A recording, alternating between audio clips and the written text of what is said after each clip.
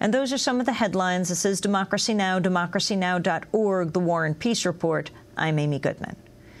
Noam Chomsky has been denied entry into the West Bank by Israel. The world-renowned linguist and political thinker was scheduled to deliver a lecture at Bir Zeit University near Ramallah and was scheduled to meet with Palestinian Prime Minister Salam Fayyad. On Sunday afternoon, he was stopped by Israeli border guards at the Allenby Bridge border crossing from Jordan. After 3 hours of questioning, Chomsky's passport was stamped denied entry. His daughter, Professor Aviva Chomsky, she teaches at Salem State College, was also denied entry. No reason was initially given for the decision. But the Interior Ministry later told Israeli newspaper Haaretz that officials were now trying to get clearance from the Israel Defense Forces.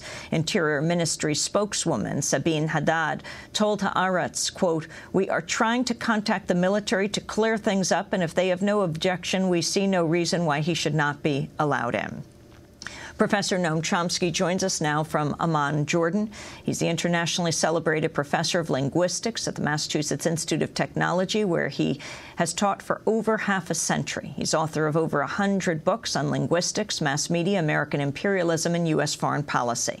His latest is called Hopes and Prospects. We welcome you to Democracy Now!, Noam Chomsky. It's good to have you with us. Can you explain exactly what happened on Sunday? It's very straightforward. The report that you just read from the ministry is inaccurate. I have spoken. The basic facts are as you described them. My daughter and I, along with two old friends, were going to Ramallah from Amman, and were stopped at the border, waited several hours of interrogation, and finally my daughter and I were denied entry. The reasons are quite straightforward. I've spoken at Bir Zeit University before, but in every prior occasion it was a side trip when I was visiting Israel and giving talks at Israeli universities.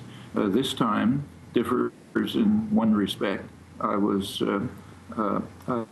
had an invitation from Bir Zeit, and I accepted it gladly, as in many other cases, and I had no intention of going on to speak in Israel as well this time. That's the only difference. So essentially what Israel is saying is that they insist on the right to determine who is allowed to just visit a Palestinian university at their invitation and talk. Can you talk about the questions that they asked you? How long did they question you for, and how long were you held at the border? The border, I guess, was about 5 hours or so, and the questioning, which was intermittent, was maybe 2 hours. The officer at the immigration post was essentially relaying the questions from the Ministry of Information. He was in telephone or computer contact with them.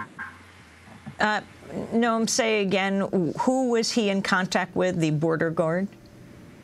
The Ministry of Information. Ministry of Interior, sorry. Ministry of Interior. And what was he going back and forth with the Ministry of Interior about? Well, there were two questions which kept repeating in various forms. One was that they don't like the kinds of things I say about Israel. Okay, as was quoted on Al Jazeera, that puts them in the category of just about everyone else in the world, every other country. Furthermore, it can't possibly have been the reason, since I've been invited by universities in Israel to give talks specifically about Israel, very critical ones. And the talks I was invited for here were primarily about the United States, U.S. foreign and domestic policies. The other question, which is the critical one, and the one difference between this and other occasions, is that I was simply coming to visit Bir Zeit University and was not at the same time giving talks at Israeli universities, with the visit to Bir Zeit on the side, as had been the case previously, and they didn't like that. And why didn't they like that? They didn't like that because I'm speculating, but I think the reason's clear. They don't like the idea that a Palestinian university can be independent and pursue its own policies the same way that any other university in the world does. I mean, it's almost unheard of outside of totalitarian states for a government to prevent someone from responding to an invitation at a university to give a talk. At the risk of sounding like a border guard, Noam Chomsky, what were you planning to talk about at Bir Zeit University? The topics were announced. One was called America in the World. It was about U.S. foreign policy, including Middle East policies, as a special case. The other was America at Home, and it was going to be a discussion of developments inside the United States, particularly in the last 50 years. And in the first case, what was the speech? Could you elaborate on what you intended to say? I was going to discuss, and will, in fact, by video conference, discuss some persistent themes in U.S.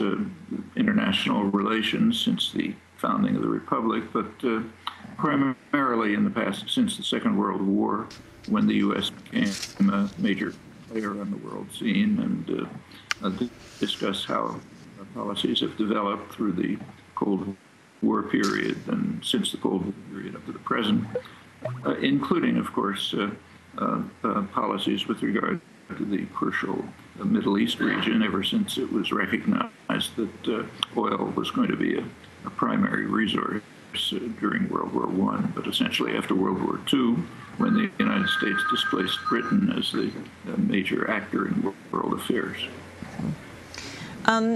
What is your assessment right now of the situation with Israel and Palestine, and were you going to meet with the Palestinian Prime Minister? I did. I was going to meet with the Prime Minister. Unfortunately, I couldn't, but his office called me here in Amman this morning, and we had a long discussion. He is pursuing policies which, in my view, are quite sensible, policies of essentially developing facts on the ground.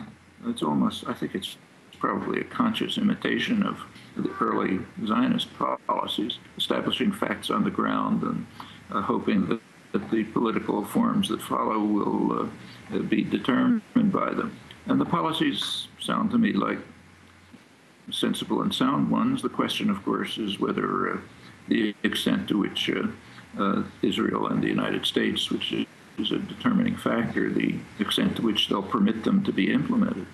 But if implemented, and if, of course, Israel and the United States would terminate their systematic effort to separate Gaza from the West Bank, which is quite illegal, if that continues, yes, it could turn into a viable Palestinian state.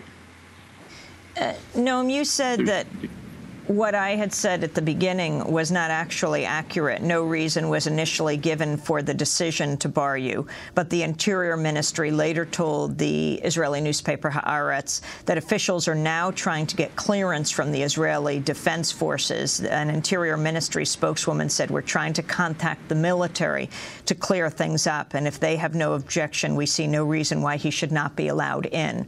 What isn't true about that? I have spoken in Bir Zeit a number of times. No one ever asked for clearance from the Israeli military. The one difference in this case is that on those occasions, I was visiting Israel and giving talks at Israeli universities and meetings and so on, and went to Bir Zeit on a side trip. And in this case, I was going to Bir Zeit and not speaking at Israeli universities. And in fact, the interrogator, reading questions that were coming from the ministry, repeatedly asked, well, why aren't you also going to give talks in Israel? That's the one difference. And it has nothing to do with the IDF. How do you know it has nothing to do with the military? Because it was, in either case, I was going to talk in the West Bank. Mm-hmm. It's that part was the same. The one part that was different in this case is that I was talking in the West Bank and not in Israel. And that has nothing to do with the IDF. Did they seem to know that you were going to be coming, that you were going to be crossing the border, or were they surprised?